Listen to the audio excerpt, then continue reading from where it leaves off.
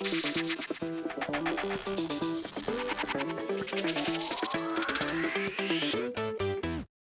we lose to Matt Eberflus, there is no hope for this franchise. The Chicago Bears take on the Dallas Cowboys at 3:25 p.m. Central at Soldier Field. Can the Chicago Bears win a damn football game? Watch this video to hear my thoughts. Now, guys, are you sick of losing your parlays by one leg? I swear that's happened so many times to me where like one thing goes wrong, it ruins the entire bet. Something I was about to hit on just completely fails because of one guy.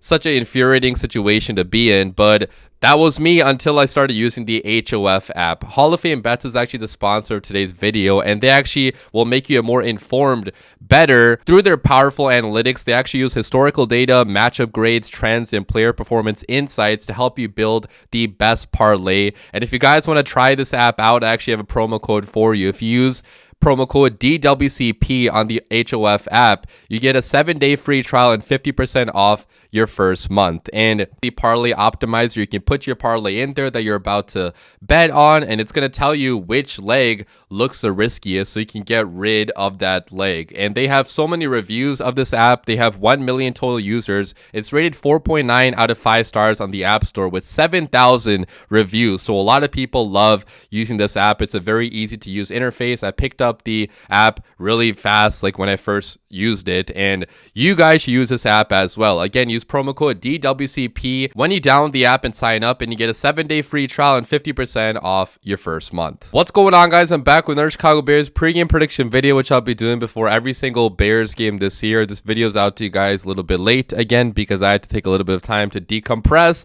after the last loss. I promise if the Bears start performing better, these videos will be out a little bit sooner in the week. But with how depressing the situation is around the Chicago Bears right now, I wanted to give you guys a little bit of time to, breathe and, get ready for this game because it's still only week 3, even though the last 2 weeks have been horrible, especially last week. The Bears got absolutely destroyed. It's still only week 3. A lot of football left to be played. I know the injury situation sucks right now with our entire secondary basically out due to injury, and a couple other guys out as well. So the vibes are at an all-time low right now, but if the Bears can somehow win this game, go to 1-2, you got a winnable game next week as well against the Raiders in Las Vegas. I mean, you could be 2-2, head into the bye week at the very best, but we can't even think about that right now because the Bears have to focus on winning a game, and this is an absolute must-win if the Chicago Bears want to do anything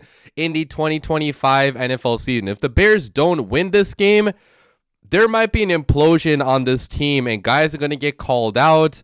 Maybe Ryan Poles gets fired at the end of this year. I mean, if the Bears can win this game, then Ryan Poles does deserve to be fired with the roster that he's built, because this roster is looking like it just doesn't have many difference makers on it, at least through the first 2 weeks of the season. Hopefully the Bears can turn around that narrative, but yeah, guys, it's an absolute must-win, especially being at home. I hope to see the Bears super desperate and hungry in this one because they're fighting for their lives in this game. Even though it's only week 3, you cannot go to 0-3 on the season, and especially because it's against our old friend Matt Eberflus. He is a defensive coordinator of the Cowboys, and he's commanding one of the league's worst defenses right now, in the Dallas Cowboys. But with everything that transpired last season, with Eberflus being the first head coach to ever be fired in season for the Chicago Bears, and all the stuff that went on in the offseason with, Caleb's side saying that Flus and the coaches never watched film with him, they were horrible coaches, and then Flus's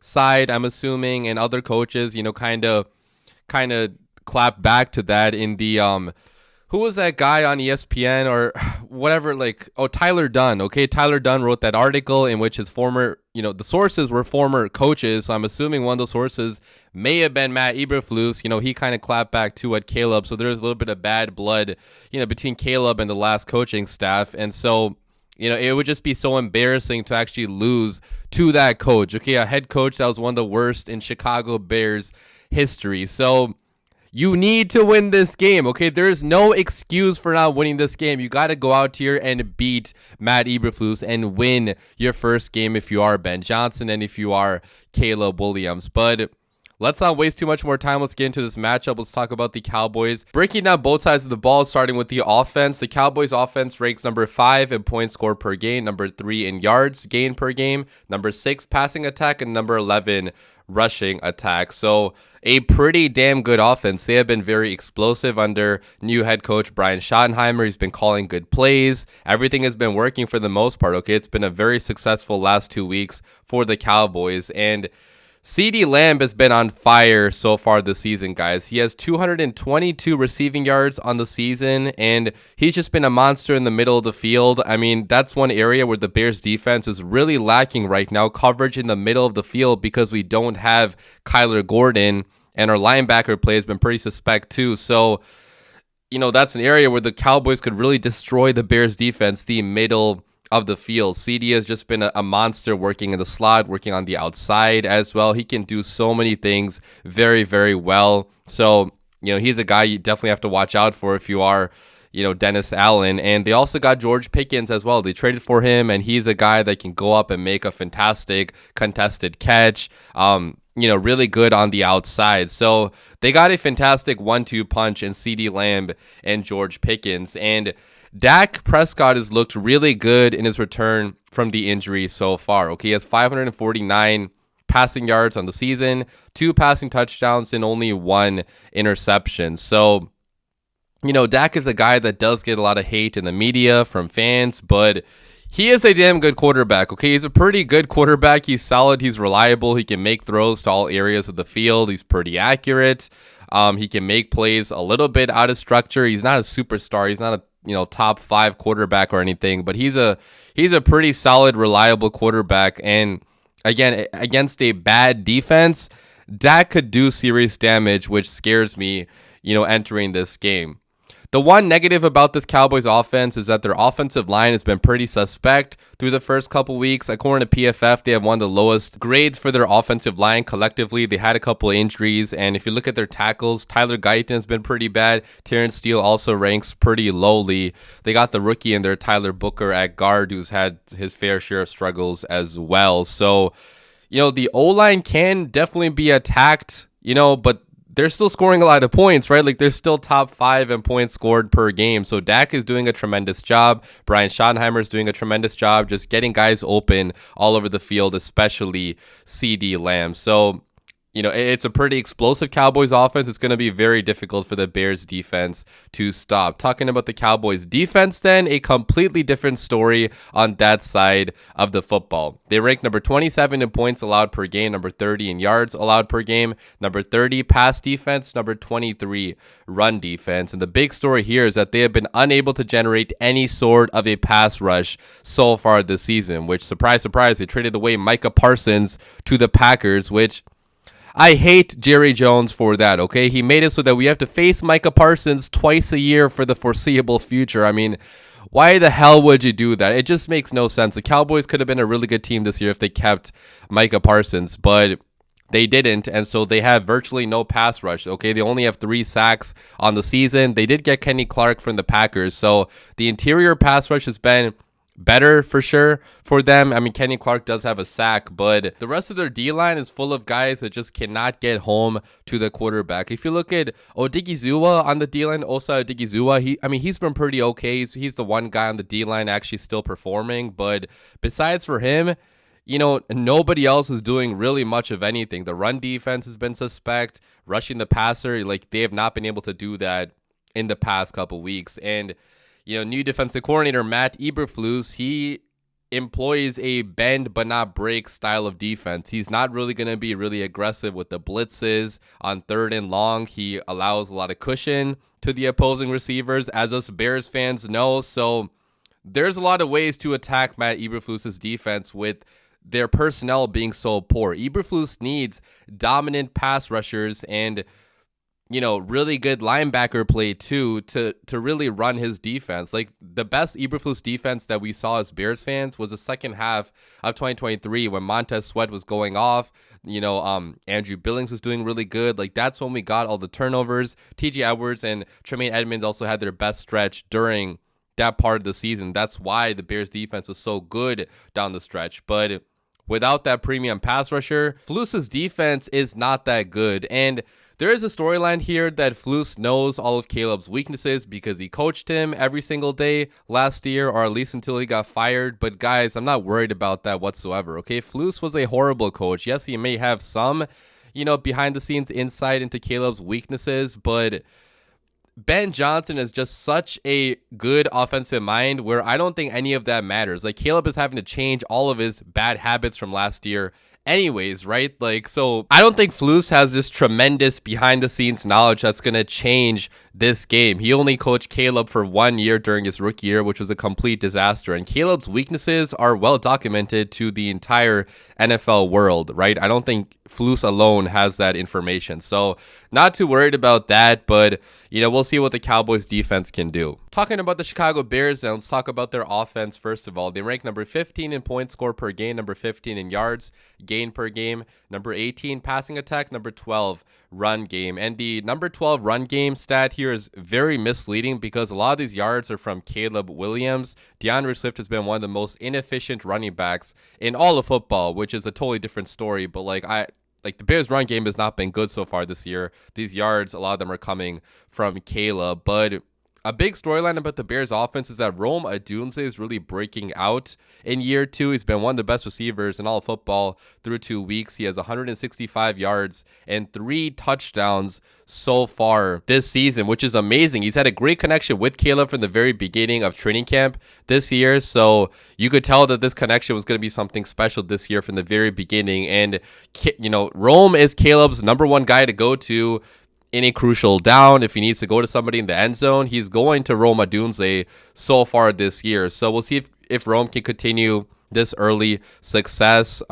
But obviously the Bears have other fantastic receivers too that they have to get involved. Like, DJ Moore definitely has to get more involved. Olamide Zaccheaus has been a good number 3 option, but he's barely been getting the ball. If you look at Colston Loveland, he only has 1 catch in 2 weeks, which is completely unacceptable for him being a top 10 pick this year. Cole Kmet could also use the ball more. So it's a little bit of a problem that the Bears have so many great weapons. I didn't even mention Luther Burden, who's been a non-factor through 2 weeks as well. I mean, the Bears have so many weapons where sometimes it's going to be a little bit difficult to get all these guys involved. But Caleb does have the ability to spread the ball out to everybody. He's not a one-read quarterback. Like in week 1, he actually got the ball to, I believe, like 5 or 6 different receivers. So it is possible. It's just going to be a little bit difficult sometimes. And talking about Caleb, he improved significantly last week from week 1. He was much more accurate to all areas of the field. The deep accuracy was definitely improved. So far this year, he has a 417 passing yards, 3 touchdowns, 1 interception, 1 rushing touchdown, and 85 rushing yards. So Caleb has definitely been growing. It's super early, still learning a brand new offense. And with how bad the offensive penalties have been, I was actually pretty impressed with what he did last week at times. We'll see if he can keep on building on top of that. And talking about the penalties, guys, I mean, this has been what's killing the Chicago Bears offense, because the Bears, I don't have the stat in front of me, but I believe they have the most offensive penalties probably in all of football, if not like top 5. Like last game, they were put in 2nd and 35 situations, 1st and 20s, 2nd and 25s. I mean, the constant false starts, the holdings, the illegal formations, everything. It's just like right now, they're trying to work out all the kinks in this offense. They're trying to get on the same page because Ben Johnson's bringing a brand new playbook to Chicago. But you can't be this bad, okay? You're allowed to make mistakes, but it cannot be this number